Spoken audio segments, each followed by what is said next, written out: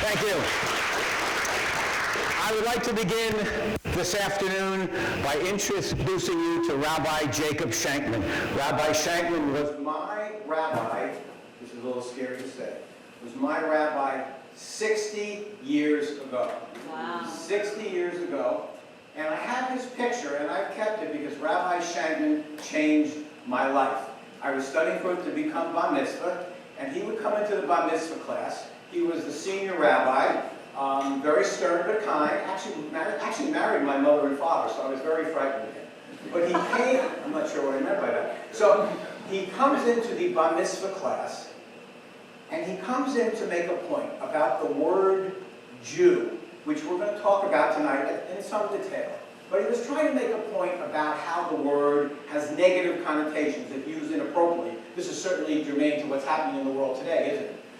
So Rabbi Shankman came in and he addressed the class. He said, to make his point, he said, who in this class would someday like to go to Hebrew University? Well, everybody's hand went wildly up, except for me. I wanted to go to Boston U, but I didn't want to tell him that. Okay. And then he looked at the class and he said, who would go to Jew University? And everybody he was trying to make a point, everybody kind of looked down at their desk, and my hand went wildly up. I would, Rabbi. And he walked over to me, he looked me straight in the eye, and he said, you would go to Jew University? I said, yes, Rabbi, I would. And he said, why? I said, well, it sounds like it might be a little cheaper.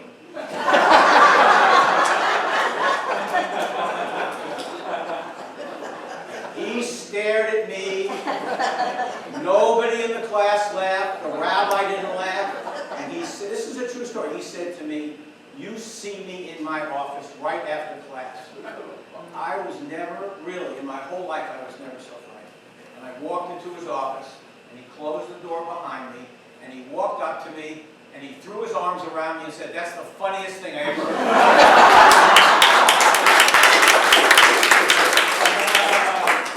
Why did that change my life? It changed my life because it taught me, first of all, I made an adult laugh. That had never happened in my whole life.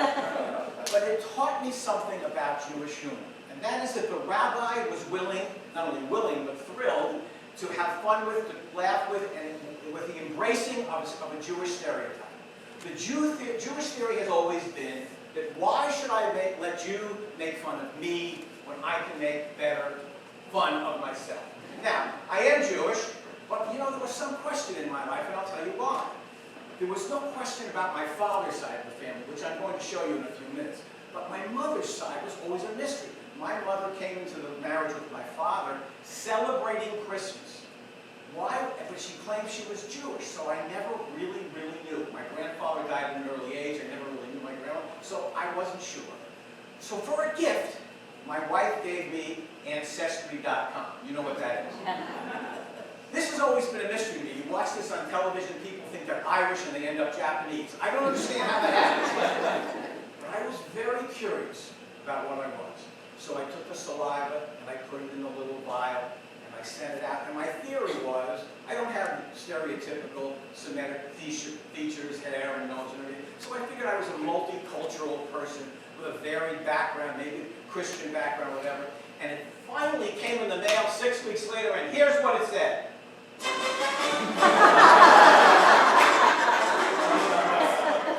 There wasn't much question anymore about what I was. Now I will say, and this is important, that I changed something on this to make a point. It actually said 99% Jewish, but I changed it to the word Jew because I want to talk briefly about the fact that I am not going to dance around that word in this presentation. I'm a Jew. I'm proud of it. The word has been used in a disparaging way, obviously, for millennia. But I always hear people, like newscasters on TV, they say, Hindus, Muslims, Christians, and Jewish people. They won't say Jews. For some reason, they are stuck on that stereotype. Now, I'll tell you something interesting. I have a book, a very rare book, here. It's called Jew Jokes. Clearly, this is a book of anti-Semitic jokes. But here is the fascinating thing about this story. I have over 100 books in my library at home, and I just brought a couple to make a point. And every one says something like Jewish humor, Jewish folklore, Jewish narrative, Jewish stories. Okay? And here's the incredible story here. There are are jokes in this anti-Semitic Jew book that are in these jokes collected by and written by Jews. Because the Jews have taken the joke, and I'll give you some examples later, and sort of turned it into something that benefits them, makes fun of them in a way they can applaud. Okay, I'm going to talk about stereotypes for a minute. Here's the interesting thing about stereotypes. They have to be a little bit true. If Jackie Mason always says if there wasn't some truth to stereotypes, you know what Jackie Mason is, I would not have a show. So when I flew to New York once to see Jackie Mason, the biggest laugh he got is when he said to the audience, during the break, people are going to go out in the lobby, and the Jews are going to, the Gentiles are going to say, you want to get a drink, you want to get a drink, and the Jews are going to say, did you eat, did you eat? That joke is not funny at all if there isn't some degree of truth. So let's talk about some of the stereotypes. Here's a stereotype in this entire book of anti-Semitic jokes. There isn't a single joke about Jews being drunk or in bars. That's not to say that never happens, but there's not enough historical context to make that funny. Jackie Mason says, if you see a Jew in a bar, he's looking for a piece of cake. Okay? Okay? There are no jokes. There are no jokes, and I mean this. I don't care how anti-Semitic the joke is that you read, and I have read thousands of jokes, both anti-Semitic and not. Never is a Jew portrayed as stupid. Dishonest, deceitful, okay, canny, but never stupid. Always clever, almost to a fault. So the Jewish lady goes into the grocery store. She says, so how much for 3 bagels? He said, lady, 3 bagels are 25 cents. She says, how much for these 2? He says, that's 20 cents. She says, I'll take this one.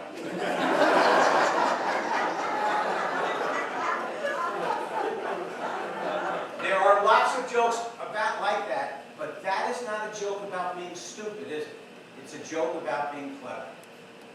This is the coolest thing of all. Nowhere in any Jewish joke, you know, it's hard to say never, but I'm telling you, I've never seen one, nor has Rabbi Joseph Telushkin, one of the leading authorities in Jewish humor.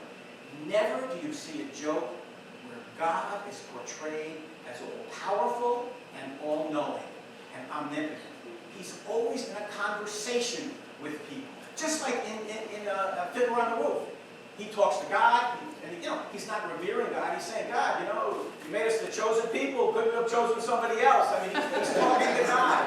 He says, you know, God, because of you, I'm hungry 3 times a day, and that doesn't include dinner. He's talking to God. Okay? Here is a joke told by Rabbi Telushkin, which proves this point. Jewish man is down on his luck. He comes outside his house. He says, God, what should I do? I'm down to my last $1,000. God says, Irving, go to Las Vegas. Irving says, I'm not going to go to Las Vegas. I'm down to my last $1,000. Go to Las Vegas.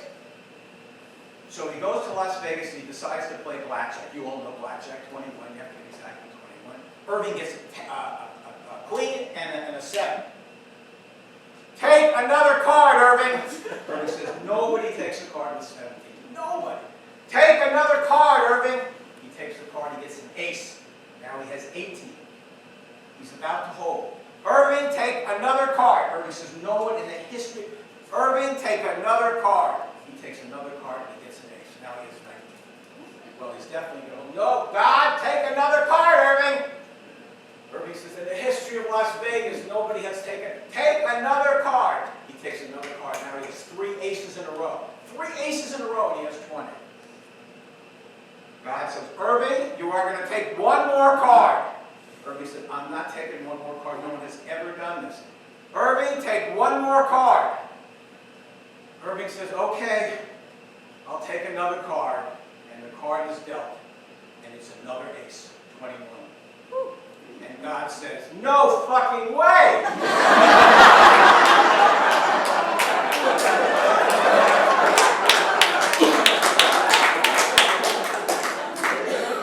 going to say something really odd now. Thank you for applauding. Let me tell you why I said that. Because I'm going to tell you why, in just a moment, why applauding is sometimes the appropriate response to some jokes. Meet my family on my father's side. This is an actual picture. My Hasidic great-grandfather, my Orthodox grandfather, a little less religious. My father grew conservative, a little less religious. That's me, Reformed Jew. And that's my son, he's a Unitarian. So. And by the way, my grandson is in the audience. Christian, are you there? No. I told that joke, same thing Thursday night. I told that joke and it took a second for everybody to realize. Okay, where are we, Brett? What's next here? Let's go to the next slide. You've already gone to the next slide. That's why I confused. Okay, I want to tell you something about this picture. 3 people in this picture spoke fluent Hebrew. 2 people in this picture spoke fluent Yiddish. 2 people in this picture did not speak a word of English. Now, I was only a month old, so give me a break, okay? That doesn't count. But my great-grandfather in the middle, young Wolfsie, that was his name, in Eastern Europe, in Kiev, where he came from, came here in 1896.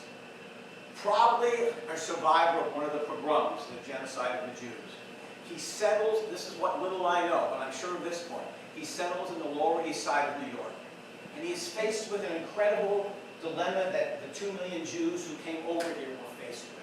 And that is, am I a Jew? Am I an American? Am I an American Jew? How do I relate? Do I relate from the outside or from the inside? But here's the incredible story about not this man, but men just like him. Because the ancestors of my great-grandfather are these comic geniuses. Everybody I put up here, I know from the research, had a great-grandfather or a father just like mine. And they come over to this country and they are faced with this incredible dilemma. There's a couple of dilemmas that Jews have. First of all, they're trying to reconcile the fact that they're chosen people and they've had nothing but 4,000 years of misery. That's part of it. But here's what these people did. And here's what I did as a Jew. I am not an observant Jew, but I have related to my heritage. I have related to who I am just the way they did. Not through the Bible, but through humor. And that's what all of these people did. That's what a Jewish joke is. And one more thing about Jewish jokes. All jokes really, but especially Jewish jokes. They're about misrepresentation, ambiguity, word choice, commentary on life. Every great comedian does commentary on life, and all Jewish literature is about commentary. The Bible is this big, the Talmud is 20 volumes, 4 million words long, which is commentary on the Bible. And there's commentary on the commentary on the Bible. You can compare it to Supreme Court decisions and the United States Constitution. It just goes on forever. And now we're going to take sort of a break, because to show you the importance of the Jewish joke, I want to show you a short clip from Jerry Seinfeld where his dentist decides he wants to become a Jew. Enjoy.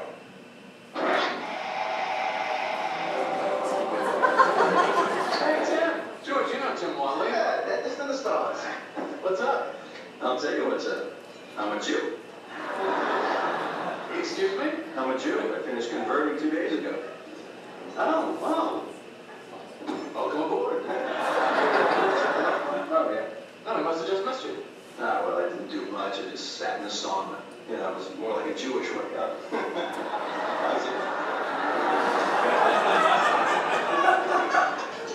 on, the guy's Jewish 2 days. He's already making Jewish jokes.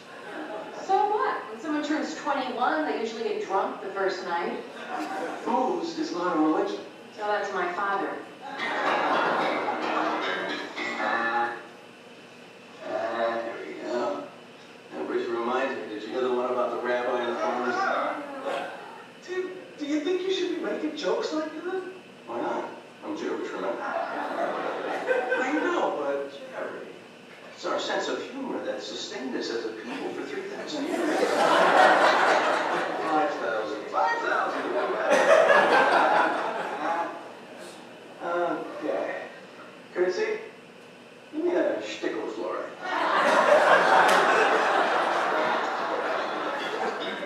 And then he asked the assistant for a shtickle of fluoride.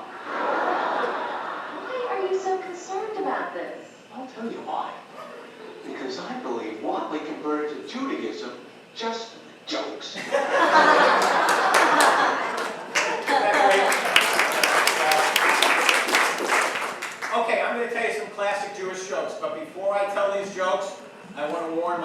friends, this is what you are forbidden to say. I've heard that one and he told me wrong. You are not, if I read your lips and you say that, you're out of here. I'm telling you that right now. I'm going to tell you 4 or 5 classic Jewish jokes. Some jokes are what I call Jewishy, but these are classic Jewish jokes. And I will tell you what makes them a classic Jewish joke. Most of these jokes are over 100 years old, okay? They are, and that's important. But first let me tell you this one. This is the favorite joke of Dr. Ruth Weeks, who teaches Yiddish at Harvard University. And I will tell you the joke, and I will explain to you why it's a classic and why it's important. A German, an Italian, and a Frenchman, and a Jew are in the desert, and they're dying. And the German says, I'm so thirsty, I must have beer. And the Frenchman says, I'm so thirsty, I must have champagne. And the Italian says, I'm so thirsty, I must have wine. And the Jew says, I'm so thirsty, I must have diabetes.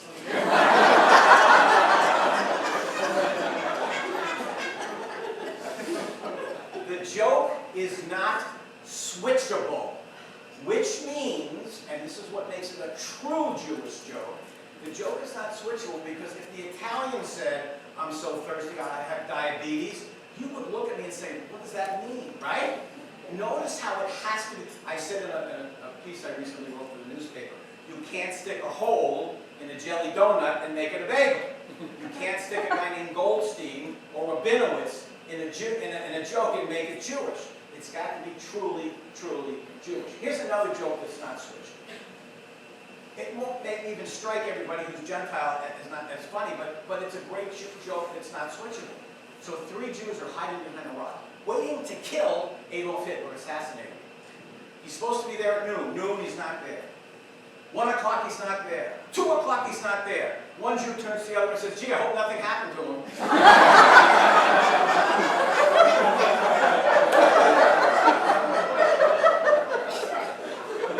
Honestly, if that was 3 Chinese people, would you be laughing? Am I right? Because that is part of the Jewish heritage of worry, of guilt. That's what it's all about. Okay. This is one of those jokes that I call elegant. And it's elegant not because it ends in a traditional punchline. A traditional punchline of a joke is either you get it or you don't get it. But there is no way to try to interpret the joke. So I probably said too much. Let me tell you a joke. The joke. Traditionally, the rabbi and his wife would talk to couples who were having a marital dispute. They would sit together, and the rabbi would give out advice. So the rabbi and his wife are somewhere, and the one Jewish man is telling his side of the story. His wife is not very good. She did this, she did that. The rabbi listens carefully. And after the Jew has finished speaking, he says, you know, you're right. And then the wife says, wait a second, you haven't heard my side of the story. And she starts to talk about the marital infidelity, the fact that he comes home late, the fact that he doesn't study Talmud. And the rabbi listens to the whole thing, and then he goes, you know, you're right. And his wife is just very flummoxed. She says, Judah, may you live long and be healthy. She says, but he can't be right, and she can't, they both can't be right. And the rabbi looks at his wife and says, you know, you're right too. Now, here's why that's a classic Jewish joke. A real Jewish joke has multiple interpretations. In other words, when you hear that joke, you don't get it in the traditional sense. Instead, you have to decide what does that mean. Now, we don't have time for a class on this, but look at all the possibilities. The rabbi could be just not very competent, right? He could be so wise, that he sees different sides to the story.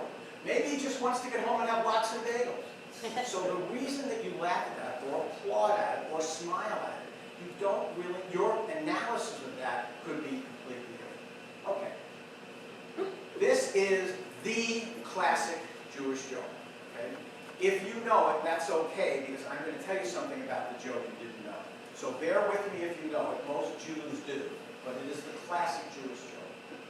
The grandmother takes her little booby, takes him to the seashore, and when they get to the seashore, a giant wave comes and takes the little boy out to sea.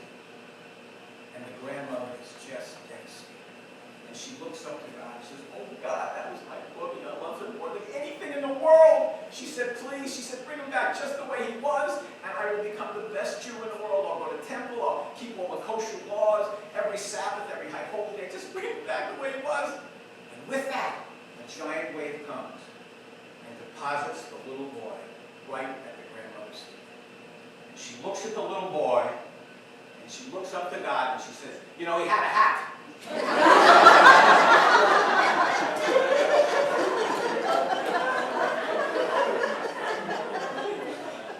I tell that joke all the time, and when the show is over, I didn't do this the other night, but when I tell it in another group, and I ask people why they laughed at that joke, I get 3 or 4 different answers.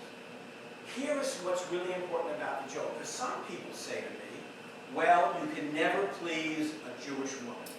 That's really, in my opinion, and the opinion of most people who analyze this joke, believe it or not, is that's not what the joke is about. Because here's the difference.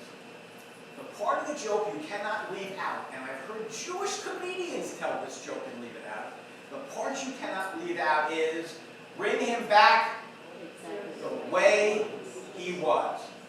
That's her covenant with God. All Jewish history is about covenants. Covenant with Moses, covenant with the patriarchs. Okay? It's about the agreement between God and his people. I'll do this for you, you do this for me. She had an agreement with God.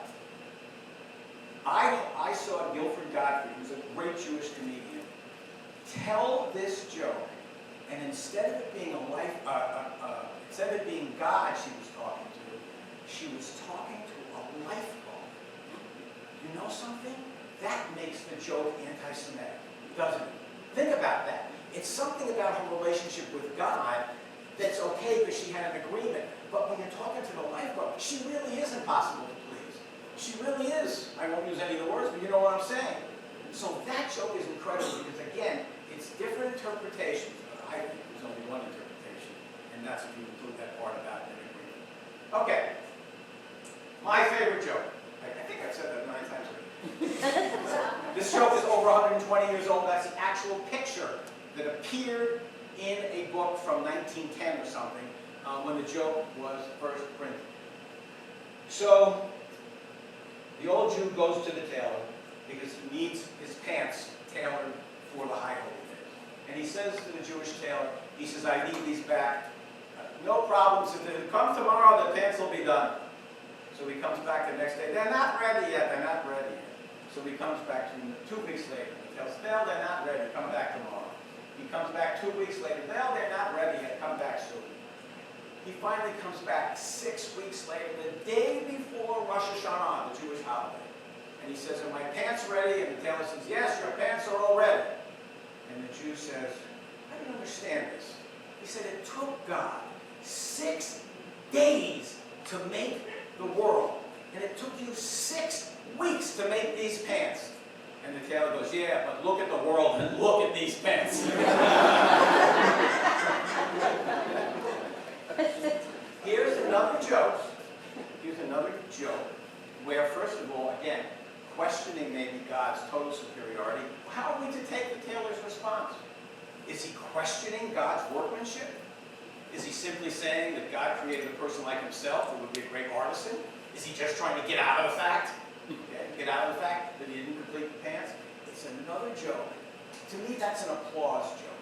It's not a joke you get, but it's a joke that has, as I say, a wisdom to it. One Jewish scholar said, it's an elegant, a Jewish joke is an elegant way to tell the truth. And I think that joke says it all. 4 rabbis, I've only got 3 here. I couldn't find clip art for 4 rabbis. I would have 3 rabbis are having an argument with a 4th rabbi. And it's a huge argument. And Moshe, the 4th rabbi, is convinced that he's correct. Totally convinced he's correct. And he looks to God, he says, God, if I'm right, show me a sign. And with that, beautiful day, and the clouds darken. And the other 3 rabbis go, that's nothing, that's just the weather. Moshe says, God, I need a better sign than that. And with that, thunder and lightning. Terrible. And the other 3 rabbis, it's nothing. Gosh, the weather changes here every day. That proves nothing. So Moshe now is very upset. And And he looks up to God and he says, God, I need a definitive sign that I am correct in this argument. And with that, the heavens open up. And God says, Moshe, you are correct. And one of the rabbis turns to the other and says, okay, now it's 3-2.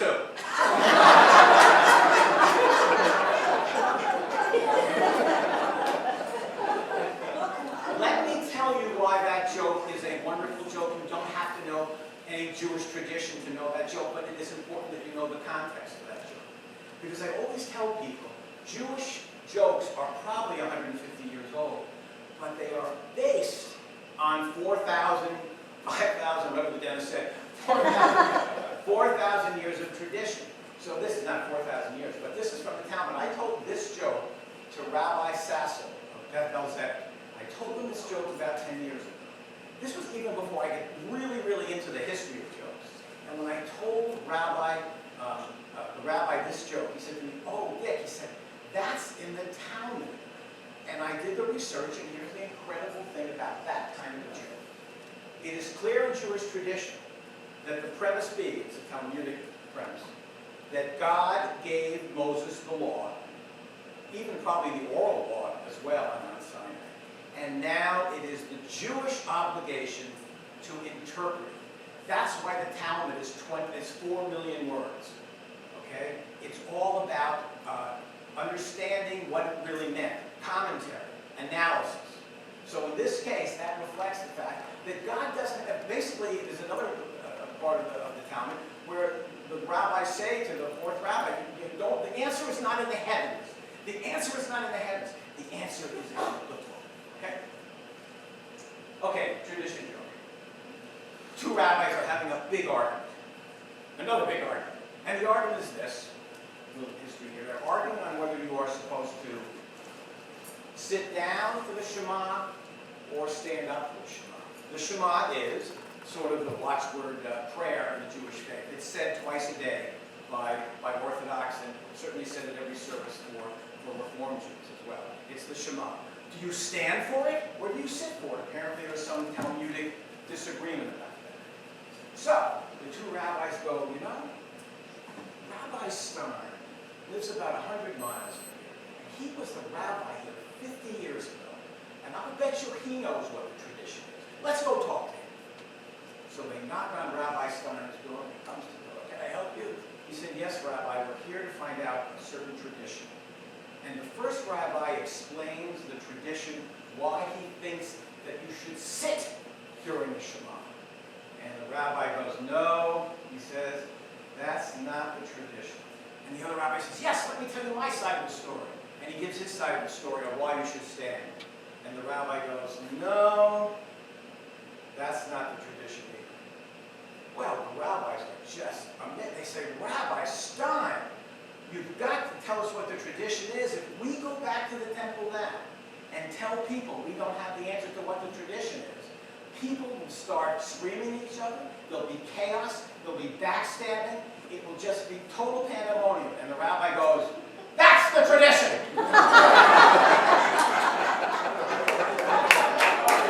Yeah, you can applaud that. Okay, Jewishy jokes. A Jewishy joke is a joke that doesn't have to be Jewish, but it's just funnier if it's Jewish. Okay, and I'll just give you a couple of my favorites. Theoretically, actually, the first couple I really think has to be Jewish. So, I'm actually looking at it. An old Jew in the Old West. I mean, well, that's possible. I'm sure it is. An old Jew in the Old West. He needs a ride on a stagecoach. And the cowboy says, look, if you want to go with us, you're going to have to ride shotgun. And you're going to have to wear this hat. So the Jew puts on the hat. He says, so what's a shotgun? He says, a shotgun, it's a rifle. And you're going to ride shotgun and you're going to shoot an Indian if you see one. He says, no, I've never shot anybody in my life. The cowboy says, it's easy. If you see an Indian, when he's close enough, you shoot him. He says, well, I wouldn't know when to shoot. He says, you just tell me when you see the Indian how big he is. So they get on the stagecoach, and the Jew goes, well, I see one now. How far away is he, says the cowboy. Well, he looks this big. No, he looks this big. No, don't shoot him yet. He's too far away. He's too far away. About a mile later. What does he look like now? Well, he's about this big. No, don't shoot him yet. Don't shoot him yet. He's too far. He's too far away. They get a little, well, now he's about this big. No, he's still too far away. And suddenly, Solomon, the Jew, he says, well, now he's this big. And the cowboy says, shoot him. And the Jew says, well, I can't shoot him. Why not? Because I've known him since he was this big. I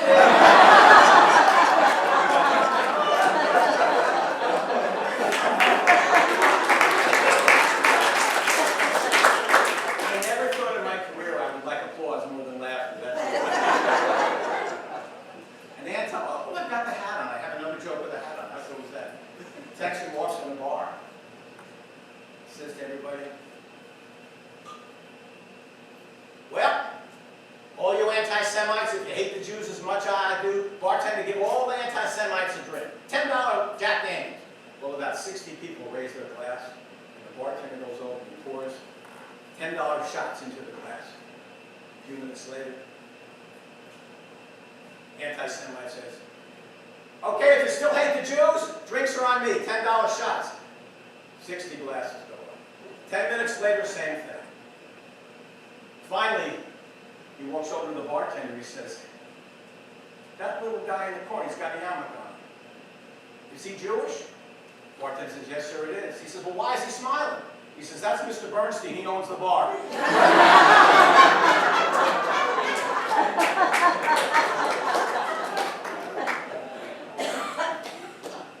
I've got a wheel here. Oh, wow, I forgot about the sound effects. Oh, take off the hat. My cue was to take off the hats. So I'm going to mess with this. We were going to call people up. It's too complicated. And what I did was I put some things that Jews are really sort of like to do jokes about because they're things that they're sort of obsessed with. So, for example, if I spun it, and well, it doesn't matter. Temple politics. This is one of my favorites. I gotta get this. Excuse me, one second. This is a joke that is switching, but I still think it's funnier because it's Jewish. So the cantor and the rabbi and the president of the temple, they are captured by terrorists. And the terrorist says to all three of them, this is the end for you guys. You have one final wish. What's your final wish, Rabbi? And the rabbi says, well, I prepared a sermon about all the kosher laws, and it's about an hour and a half long, and I've never been able to give it a temple because it's too long. I'd like to give that before I die. And the terrorist says, okay, says to the cantor, what's your final wish? And the cantor says, well, I've written a cantata, and it's about the Jewish exile, during Passover. And it's a beautiful song, but it lasts about 60 minutes, and I've never been able to sing it, and I would like to do that before I die. Terrorist says, okay, and he says to the president of the temple, what's your wish? And the president says, shoot me first.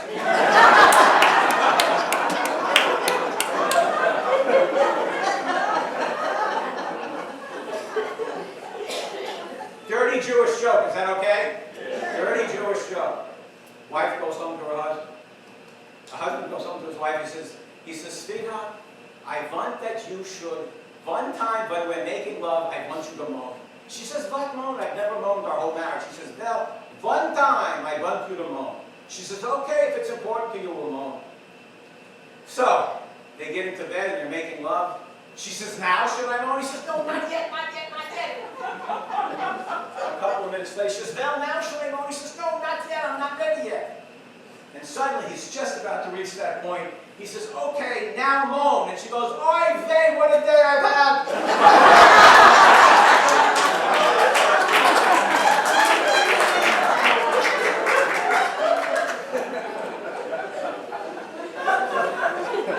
Old Jewish guy comes up to say, I'm on a dirty joke roll, but I'll get up and old, we have to do the cards, right?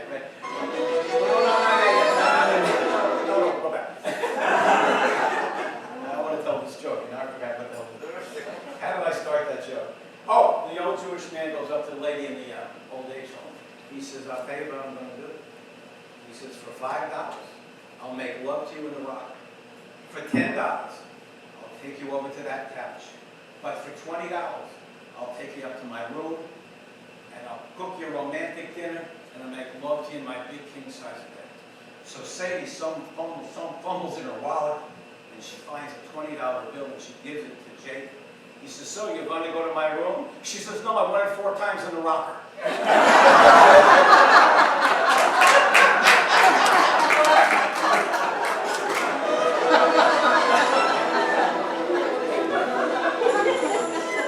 Okay, just for fun, to show you how crazy I am.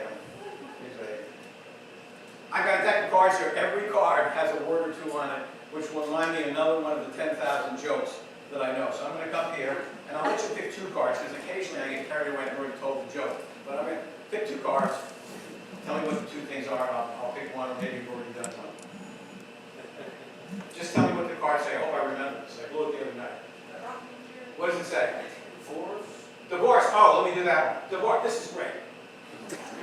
Jewish man takes his wife out for her 50th, for their 25th wedding anniversary.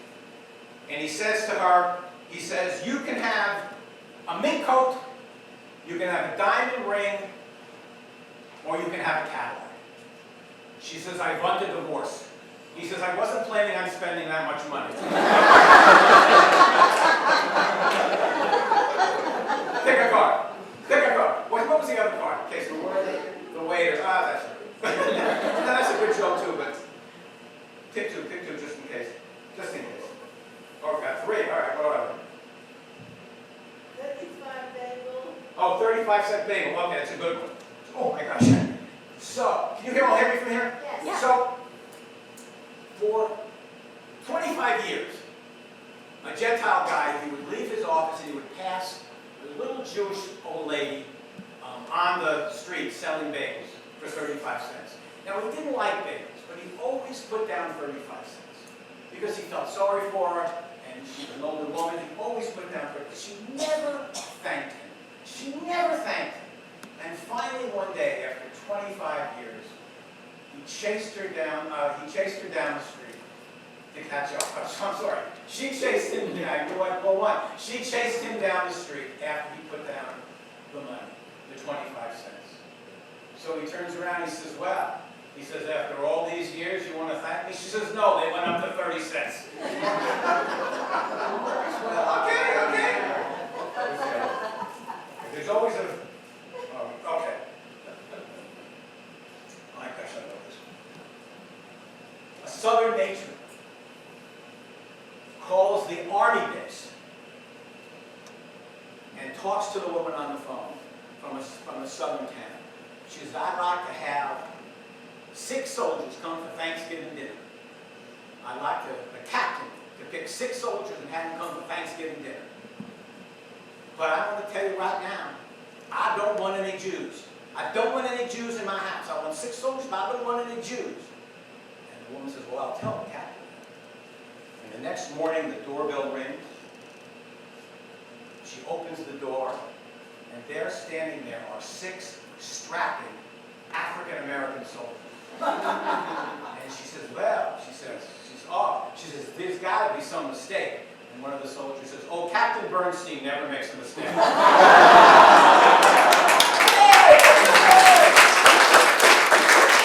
I love that joke. Okay, we'll do one more, unless I can pick it out at the same time. Okay, one more dirty joke. I'm sorry. I did a lot of serious jokes, didn't I? So it's okay. Dr. Goldsby is a pathologist, and he's doing the pathology lab one day, and out of respect, he identifies the person whose body it is. It's Ernie Goldsby. And he's doing the cadaver, and he realizes that Ernie has the biggest, I'll use the Jewish word, schmuck or schlong he's ever seen. It's actually huge. He's never seen anything like it in all his medical career. He says, well, I've just never seen that. So when the day is over, he actually cuts it off because he said, I've got to show this to my wife. I've got to show this to my wife. So he puts it in a paper bag, and he takes it home to his wife, and he knocks on the door. He comes in the door, and his wife says, hi, sweetheart.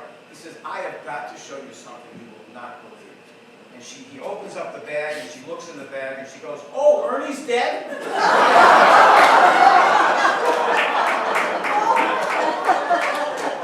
By the way, every Jewish joke, I neglected to tell you my favorite short joke.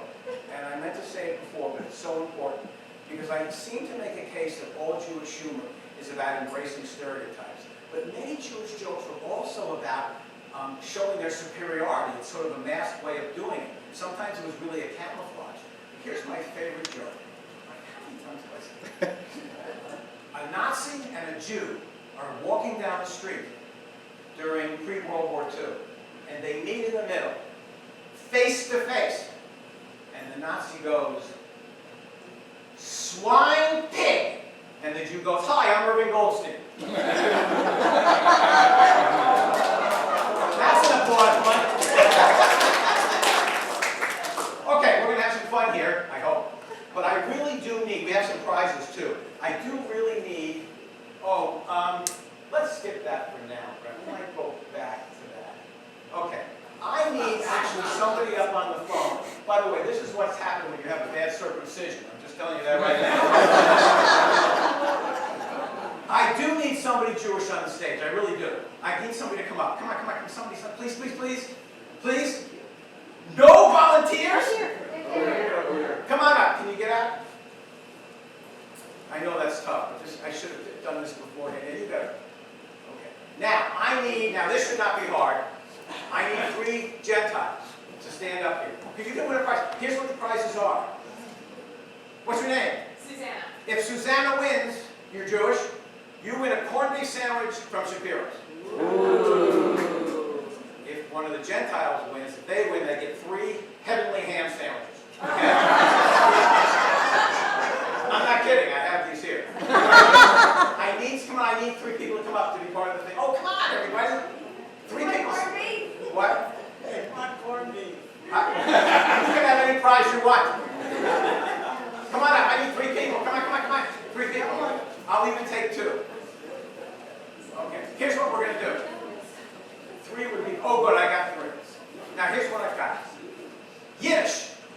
You may go back to those. Yiddish is the language of the Jews in exile.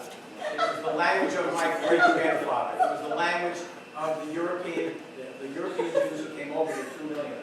Now what I'm going to do is, I'm going to give you a Yiddish word, and we're going to see if they get it right. Okay? Pick one that you think they won't get right. You got to do it real quick. You like? Let's do that. Yeah, let's do Oh, okay, let's do that. Okay, I'm going to show the audience, everybody. That's the word in Yiddish. Okay? Hold it up to them. Schlep. Schlep. This is not a pronunciation thing. But do you know what it means? Carry shit around. Give her a nice round of applause. All right, now I want you to pick one. What's your name? Larry. In order for you to win your sandwich, you have to pick one that he won't get. So I'm going to show you one. You know what that means yourself? Whisper in my ear. Okay, how about that? Yeah, that's right. It's also that way. Yeah. Okay, I'm going to screw that. Okay, hold it up to the audience. The word is sugar. It is not artificial sweetener for Gentiles. Okay? I'll tell you that right now. Okay, what does it mean? Sugar? I don't know. Not a clue. Crazy. Oh my goodness! Okay, I'll give you the prize. Okay, you're done.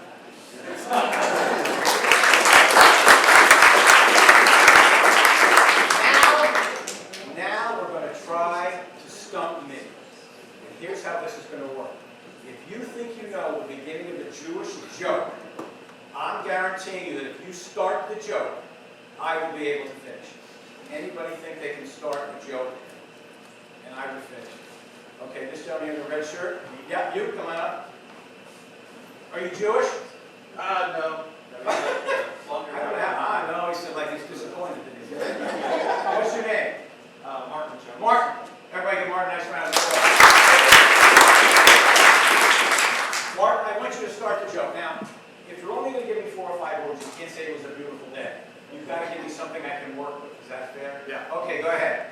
A single Jewish woman discovers that she's pregnant. Pregnant. Don't go in.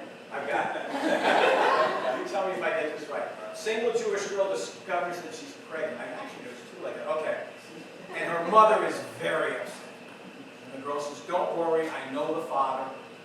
This is going to be okay. He's a very responsible person. And she gets on the cell phone and she calls this man, and 20 minutes later a limousine pulls up. And out of the limousine comes a middle-aged, good-looking Jewish man, gray hair.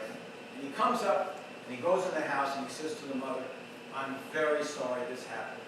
He said, I feel totally responsible for this. He said, let me tell you what I'm going to do. How am I doing so far? Let me tell you what I'm going to do. If it's a little boy, I'm going to put him through college, and when he's 21, I'm going to give him half of my shoe business. And if it's a little girl, I'm going to put her through college too, and graduate school. And when she's 21, I'm going to give her half of my jewelry business.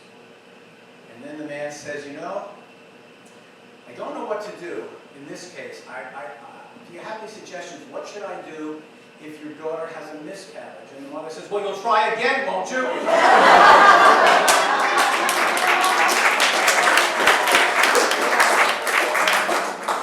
Thank you. Give a nice round of applause.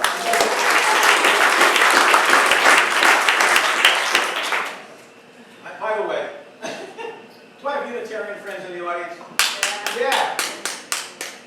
This is funny. I have 100 Jewish joke books, and this is the only Unitarian joke book I have. It's like 60 pages, and it's all regular jokes, so they just stick with Unitarian. I'm going to end, gosh, I have so many more jokes, but I'm going to end by telling you, this, actually, I got teary the other night. My grandfather, as I said, Orthodox Jew. I'm not sure, it's an interesting story. My grandfather, I know, didn't speak a word of English. He was 4 years old when he came to America. It's an amazing success story. By the time he was about 30 years old, he owned one of the biggest sportswear companies in the world, coming to this country without any education. But he had a favorite joke. And he would tell me this joke every time we played golf, because he couldn't remember that he had told me the joke 2 weeks earlier. And I would never tell him that I had heard the joke. But tears would come to his eyes because he just loved this joke so much. So I will share it with you, not because it's the funniest joke, but because it means so much. So, the story is that the rabbi, the Jewish farmer goes to the rabbi and he says to the rabbi, you know, I had 100 chickens and 50 of them have died. And the rabbi goes, oh my goodness. He says, well, let me tell you something. Let me ask you a question. He says, do you feed them wheat or barley? And the Jewish farmer goes, well, I feed them wheat. No, no, says the rabbi. No, you've got to feed them barley.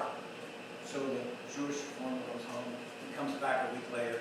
Rabbi, 25 more of my chickens died. I only got 25 left. The rabbi says, wait a second. Do you give them river water or well water? And the Jew says, well, I give them water from the river. No, you can't give them water from the river. You have to give them water from the well. Comes back. 4 days later, he says, Rabbi, I've only got 5 chickens left. The rabbi says, wait a second. Do you keep them in the pen at night or do you let them run free? And the Jew says, well, I keep them in the pen. No, says the rabbi, you've got to let them run free. He comes back a week later and he says, Rabbi, all my chickens are dead. And the rabbi says, that's too bad. I had so much more good advice to give you.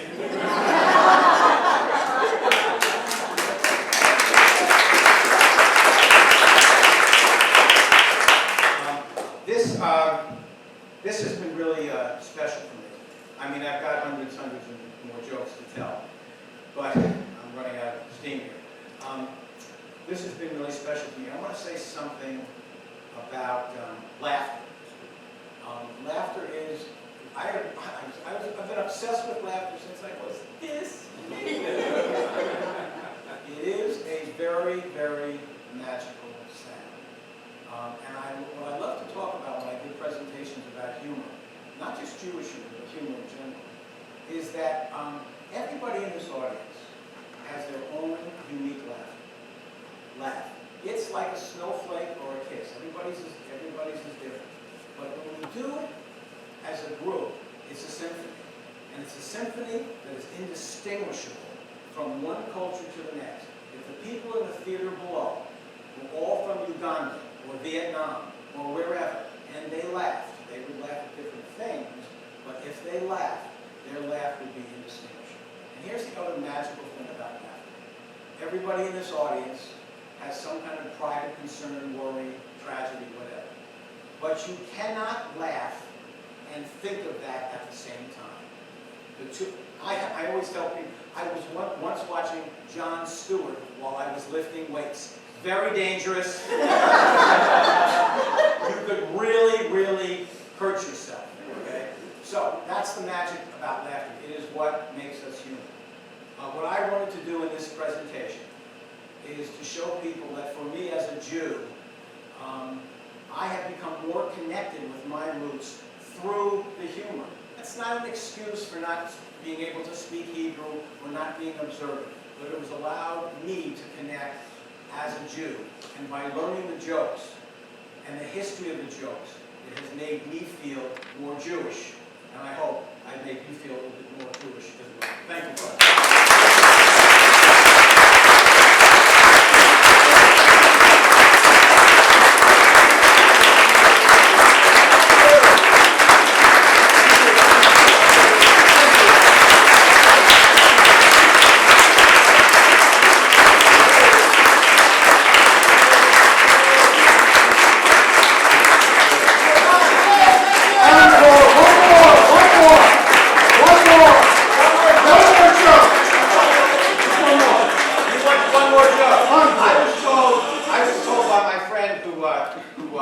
Sort of produces for me, never, never, never do an encore and then tell another joke.